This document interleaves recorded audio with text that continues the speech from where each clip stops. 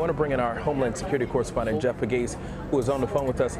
Jeff, Mayor de Blasio said there is no credible or specific threat to New York City. What do you make of that at this moment?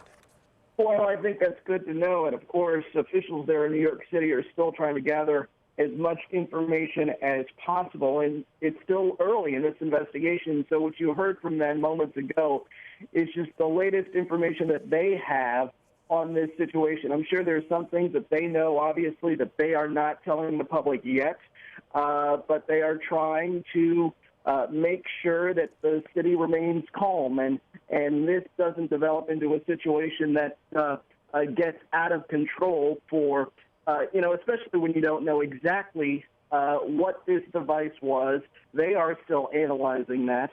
So when you hear the mayor say that there's no terrorism connection, that should calm some concerns there.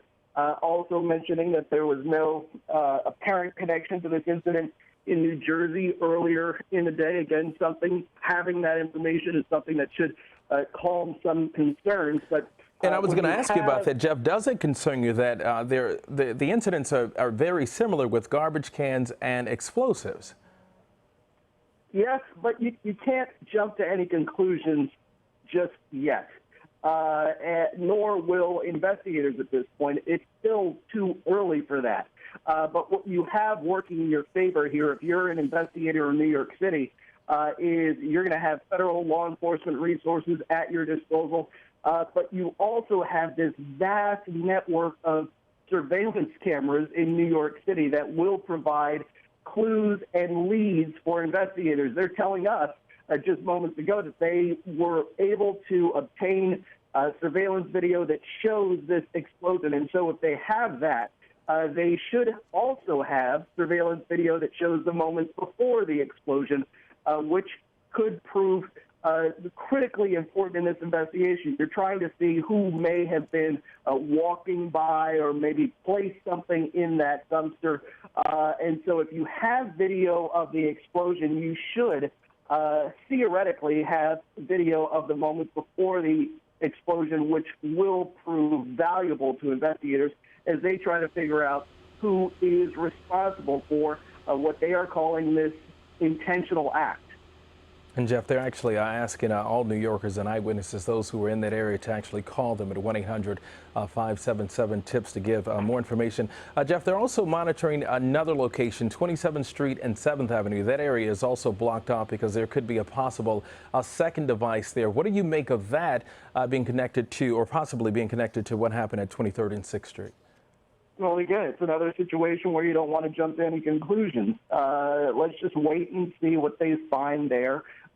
Sometimes in situations like this, you get false alarms. And so you don't want to put the cart before the horse. You want to wait and see what investigators find first before making any sort of connection. But they have to rule things out in some ways before they rule things in.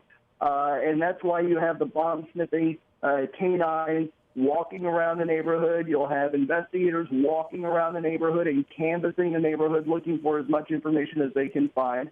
And then in situations like this, you will get some false reports from people who see something that they believe looks suspicious. It might not check out, but you have to look into it anyway. And so that's what you're finding in New York City at this time. Law enforcement investigators are on heightened alert, as you might imagine, after an incident like this. As I reported earlier, the Joint Terrorism Task Force has ramped up its operations in New York City because they're trying to get to the person who is behind this explosion, which, again, they have called an intentional act. Jeff, I know we're just a couple of hours into this investigation. Is it too soon to be concerned of a possible copycat out there?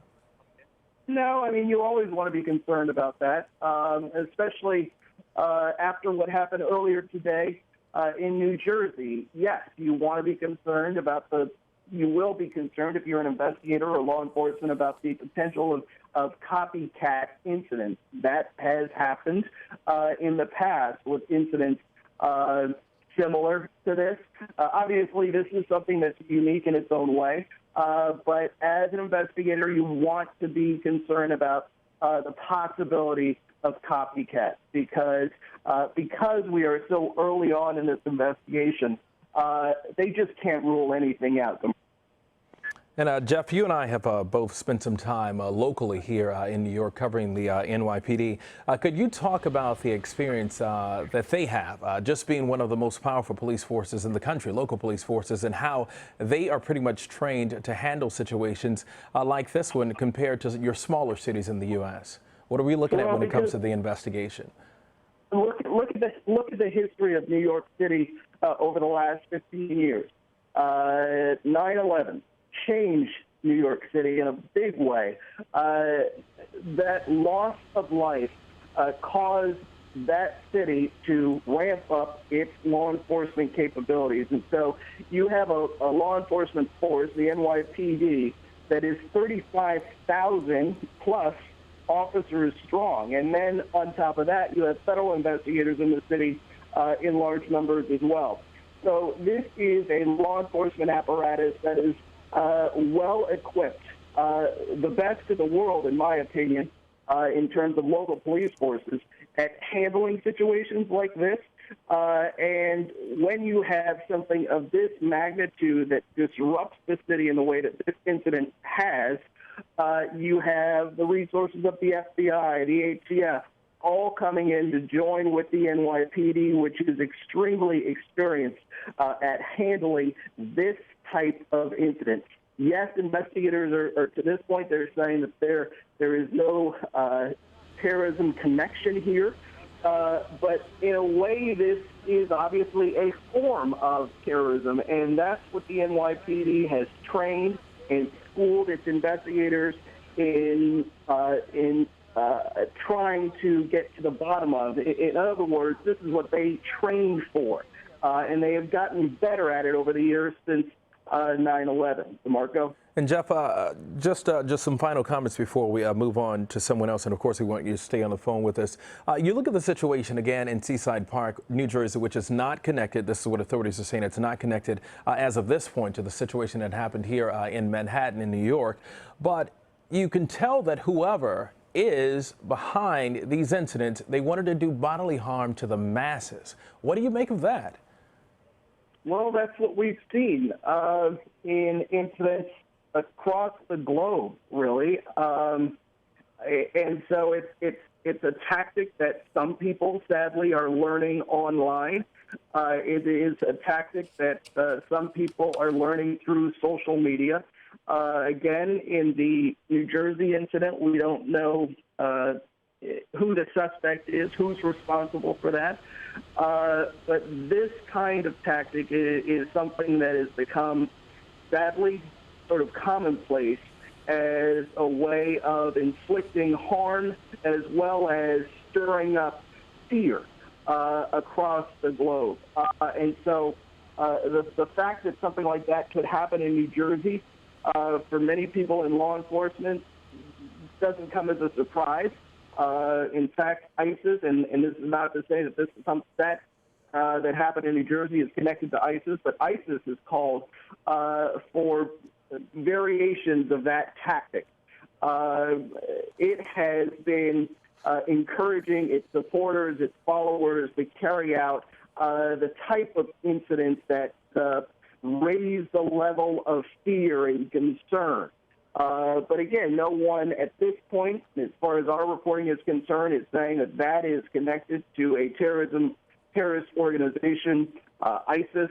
However, that type of tactic is the type of tactic that ISIS has called on its followers and supporters to use to really strike fear in people. All right, Jeff, your expertise is superb on this issue and many other topics when it comes to Homeland Security.